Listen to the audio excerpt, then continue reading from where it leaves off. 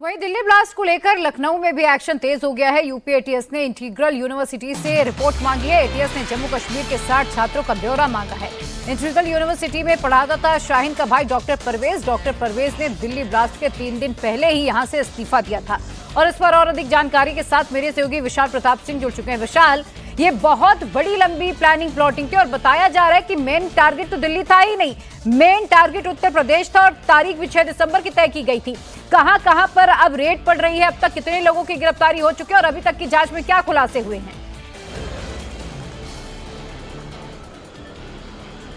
देखिए प्रिया, इस पूरे मामले में जो जांच है वो जांच का दायरा बहुत बड़ा है। कई प्रदेश हैं, इसमें सहारनपुर इन्वॉल्व है, जम्मू कश्मीर इन्वॉल्व है, उत्तर प्रदेश की राजधानी लखनऊ इन्वॉल्व है, अयोध्या, वाराणसी, प्रयागराज इन्वॉल्व है। क्योंकि जो आतंकियों का, जैसा कि आपने जिक्र किया कि जो असल टारगेट था वो दरअसल दिल्ली नहीं था, असल टारगेट था अयोध्या। और दिसंबर की जो 6 तारीख होती है, बाबरी विध्वंस की जो बरसी होती है, उस दिन की तारीख भी मुकर्रर कर दी गई थी। लेकिन इससे पहले कि आतंकी अपने मंसूबों को कामयाब होने के लिए कुछ चीजें आगे बढ़ाते हैं, बड़ी रेड होती है जम्मू कश्मीर पुलिस की, यूपी एटीएस की, और इनके जितने भी कारगुजार लोग होते हैं, जितने भी एसोसिएट्स होते हैं, उनकी गिरफ्तारियां शुरू हो जाती हैं। और इसी के बाद ये पूरा जो मॉड्यूल है, पूरा जो रैकेट है, वो पूरी तरीके से बेनकाब हो जाता है। और इसी वजह से जैश-ए मोहम्मद का जो पूरा प्लान था उत्तर प्रदेश को दहलाने का, दिल्ली को दहलाने का, तमाम धार्मिक स्थलों को दहलाने का, अपनी महिला कमांडर डॉक्टर शाहीन के जरिए वो पूरी तरीके से बेनकाब हो चुका है। और अब से कुछ देर पहले विशाल, जरा ये बताइए, चूंकि इंटीग्रल यूनिवर्सिटी से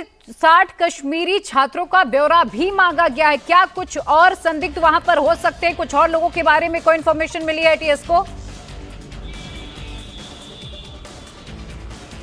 चूंकि प्रिया, डॉक्टर परवेज यहां पर 2021 से असिस्टेंट प्रोफेसर के पद पर पढ़ा रहा था। 1,70,000 रुपए उसकी महीने की सैलरी थी। वो एकाएक यूनिवर्सिटी को ईमेल करता है कि मैं कल से नहीं आऊंगा, मुझे रिजाइन करना है, मैं कहीं और ज्वाइन करना चाहता हूं। और महज 3 दिन बाद दिल्ली में धमाका हो जाता है। तो जो कड़ियां हैं वो एक दूसरे के साथ कनेक्ट हो रही हैं, कड़ियां एक दूसरे को बता रही हैं कि किस तरीके से इंटीग्रल यूनिवर्सिटी में पढ़ाने वाले डॉक्टर परवेज का किस तरीके से इस पूरे मॉड्यूल के साथ संबंध था। इसी वजह से यूपी एटीएस ने 60 छात्र छात्राओं के जो डिटेल रिपोर्ट है वो इंटीग्रल प्रशासन से मांगे हैं, यूनिवर्सिटी प्रशासन से मांगे हैं कि सभी का ब्यौरा मुझे दिया जाए ताकि पूरा इन्वेस्टिगेशन आगे कैरी फॉरवर्ड किया जा सके। लेकिन हैरानी की बात यह होती है कि जिस यूनिवर्सिटी में डॉक्टर परवेज पिछले 4 सालों से पढ़ा रहा था, महज एक ईमेल करके वो इस्तीफा दे देता है, अपना रिलीविंग लेटर तक लेने नहीं जाता है। और 3 ही दिन बाद देश में जिस तरीके का ब्लास्ट होता है वो ये बताता है कि न सिर्फ जम्मू कश्मीर, सहारनपुर, लखनऊ का सीधा कनेक्शन है, बल्कि 6 दिसंबर समझा जा सकता है 3 दिन पहले इस्तीफा देता है और आतंकी कनेक्शन भी डॉक्टर परवेज का सामने आता है। और 60 छात्रों का इसीलिए ब्यौरा मांगा गया है क्योंकि डॉक्टर परवेज ब्रेन वॉश करने में भी माहिर था।